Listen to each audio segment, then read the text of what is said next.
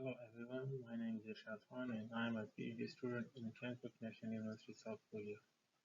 The title of my presentation is An Earthquake Alert System Based on a Collaborative Approach Using Smart Devices. My co-authors are Manish Pandey and Professor Kwan Young Woo. These are the outline of my presentation. First, we will provide a brief background and motivation, then overview of the IoT-based approaches will be provided, which will be followed by the details of our proposed scheme. Then we will discuss the results, and finally I will conclude my presentation. So due to the fatal nature of earthquake, there is a demand for such system that can provide alert or early warning to the people. Recently, IoT-based systems were introduced that have the capability to process the recorded signals at the sensor side. So we have two types of systems. One is client-server and other one is the standalone. Client server is accurate, but it is expensive due to the cost of the network and server infrastructure, and this is why we have very few systems throughout the world. So on the other hand, IoT device can be used when no such systems are available, but the problem with these devices is that it produces the false alarms, and it is due to the detection algorithm, which is mainly affected due to the quality of the low-cost accelerometers. Therefore, we propose a novel use case to handle the issue of the false alarm. Moreover, it does not need any special IoT devices. Rather, we utilize the smartphone as a seismic sensor, and when a possible event occurs, these devices use the collaborative approach to decide whether to generate an alarm or not. So MyShake is an example of client-server system, which is the first global smartphone-based system.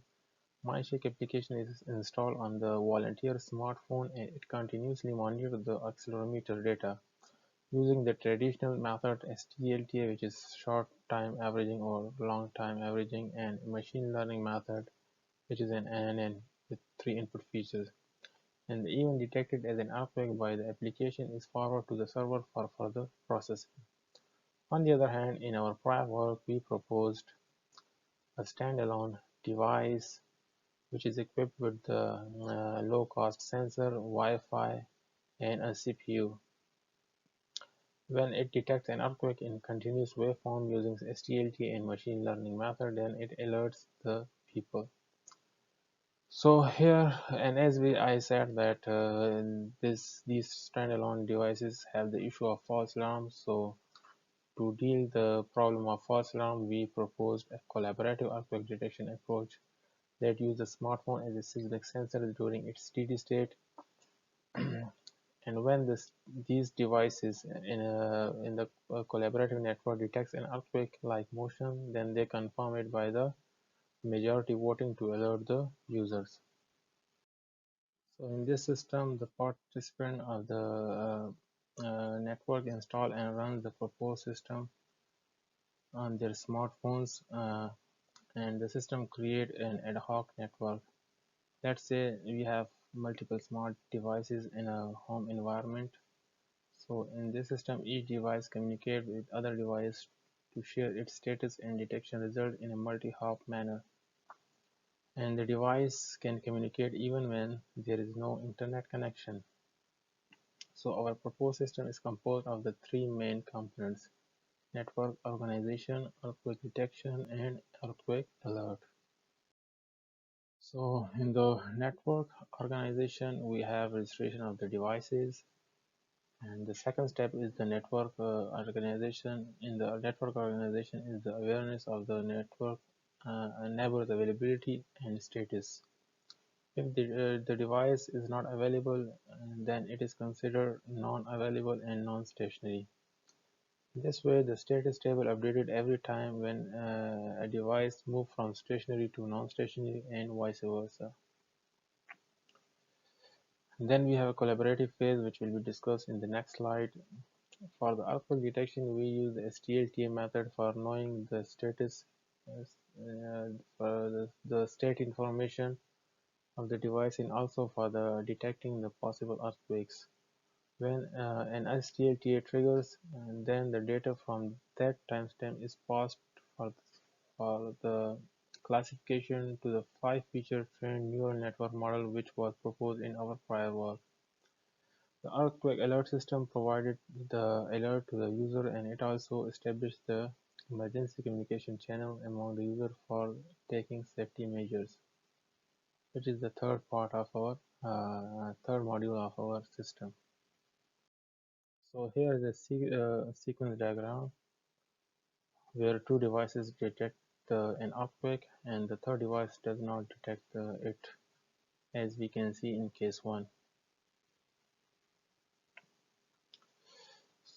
Two devices share its results with neighbor after triggering and detecting an earthquake.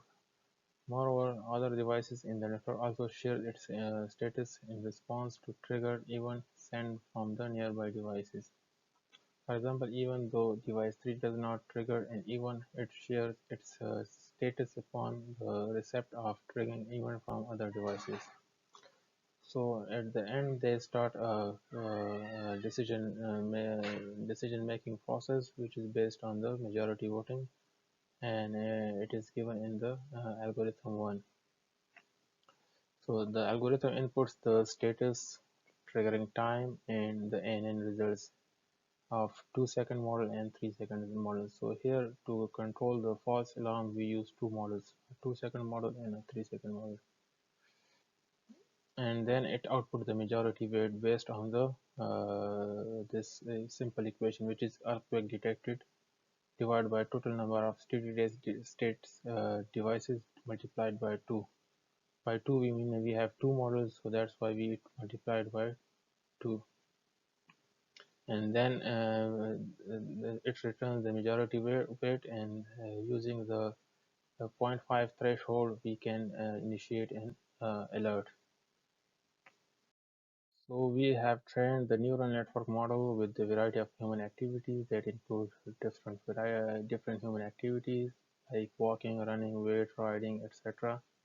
And the earthquake data, which is downloaded from the well-known earthquake databases, that is NEED and USGS. So we trained 3 models, but we choose only 2 models. We use two different size of window lengths, 2-second, 3-second, and 4-second. But we choose only 2 models, 2-second model and 3-second model. And because of the time constraint, and as we can see that the 3-second and 4-second model almost have the same accuracy. So that's why we choose the 3-second model.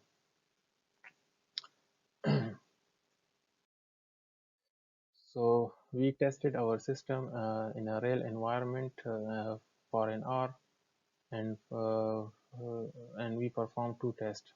And for this test, we used three devices, and we counted the STLTA false alarm, ANN false alarm, and our collaborative system false alarm. So in the first test, we keep 2 devices stationary and 1 device as non-stationary. And as you can see that non-stationary device continuously triggered the STLTA, and in many cases it also triggered the ANN models. ANN model also triggered, but using the collaborative approach, we can control the false alarms.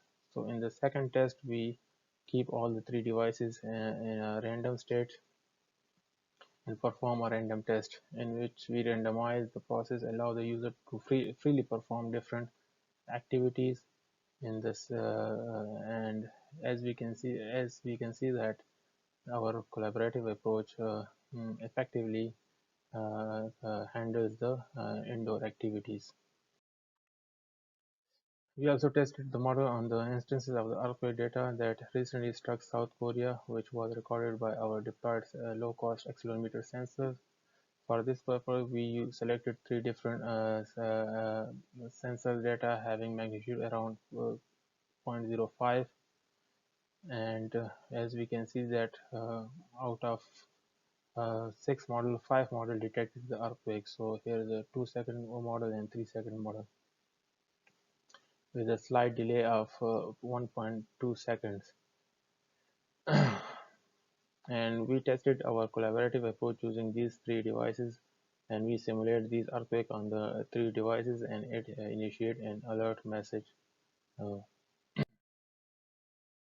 so we also computed the latency of our system by using device to device and device to all devices.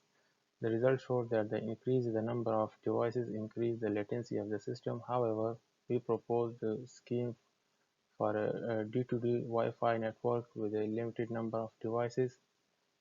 Furthermore, the system deterministic schedule, which is a waiting time for a certain amount before taking a decision that is almost 3 seconds, is capable to handle maximum allowable latency, that is 2 seconds.